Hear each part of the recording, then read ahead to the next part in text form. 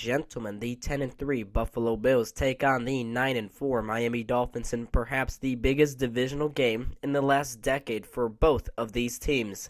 Each of them are looking to keep their divisional title hopes alive. And before I begin this huge preview, make sure to hit that like button and subscribe. Now let's start things off with the Miami Dolphins offense. This high-profile unit has hit a bit of a snag since that Week 13 loss against the San Francisco 49ers.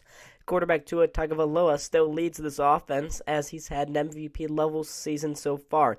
He's thrown for 21 touchdowns to 5 interceptions, has a 68.1% completion rate, and a 112 quarterback rating. All of those stats are among the elite tier of the NFL. However, he has mightily struggled over the last 2 weeks.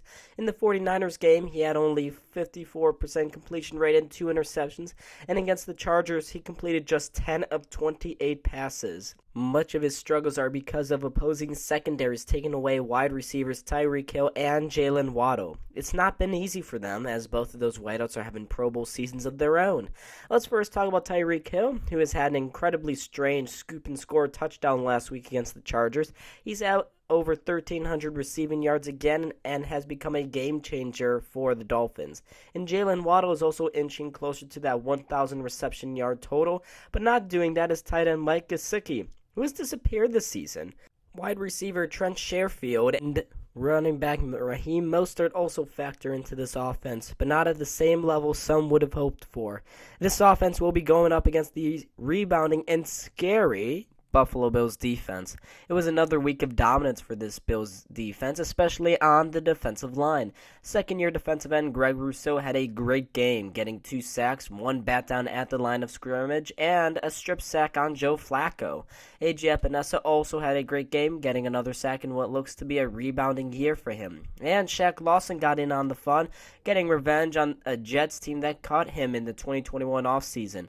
Now, linebacker Matt Milano had a fantastic game for the Bills, absolutely stuffing Mike White, and he helped to limit the Jets to only 269 passing yards. While cornerback Tre'Davious White finally played all of the defensive snaps in the game, Dane Jackson did play a lot as well. Unfortunately, Kaiir Elam just continues to struggle to get on the field, and the coaching staff appears to have a tiny falling out with him at the moment. It's just baffling that Sean McDermott keeps playing Dane Jackson on the field when you do have your first-round pick waiting in the wings. On a more positive note, safety Damar Hamlin had a huge forced fumble for Buffalo, and Jordan Poyer did Poyer kind of things.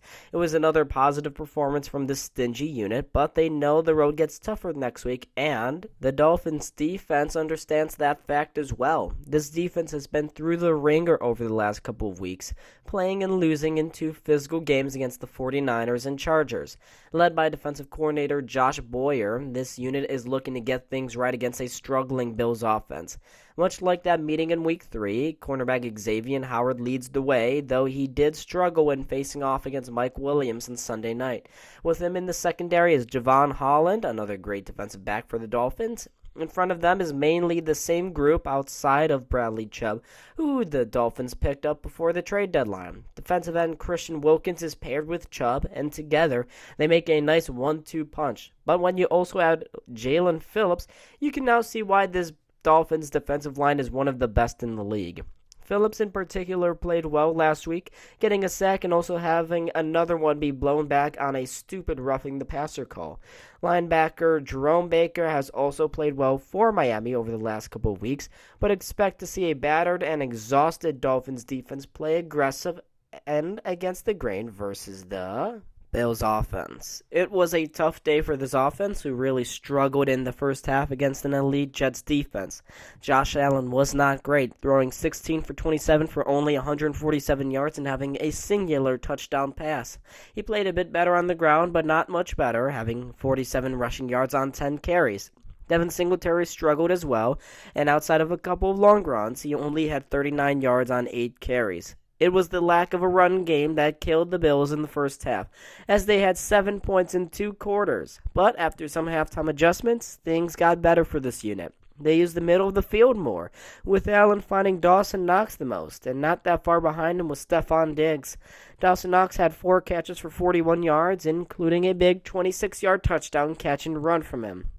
Diggs had one good catch, but the Jets were able to make him a non-factor in the game. Isaiah McKenzie struggled in this game, only hauling in 3 passes and dropping what seemed to be a billion other passes. All of McKenzie's struggles prompted the Bills to bring back Cole Beasley out of retirement and back onto the field for another Super Bowl run. Gabe Davis somewhat struggled to get open, and he needs to finally break out before that potential playoff run. Overall, this offense looks to get going again versus a limping Dolphins defense. So, with all of that out of the way, here's what our BSC panel is predicting for this huge Week 15 divisional matchup.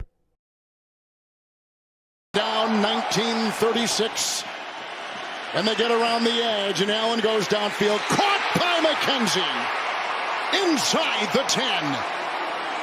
You got Diggs, McKenzie, Gabe Davis. Here they come. There he goes. Touchdown, McKenzie. Josh Allen has just thrown his second